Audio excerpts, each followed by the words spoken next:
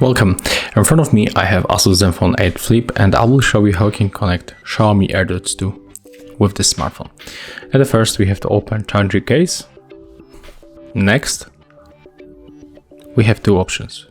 The first one, if you don't turn them off manually, they will be already in the pairing mode, so we can move to the Bluetooth settings.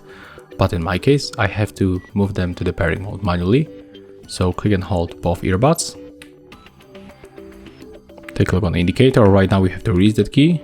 When both indicators blinking, you can simply move to the Bluetooth settings because they are in the pairing mode right now. Turn on the Bluetooth and take a look here.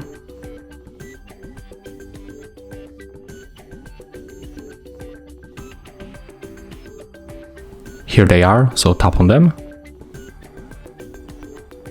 Click pair. Click OK. Okay, let's go back. And as you can see right now, we are connected with Redmi AirDots 2.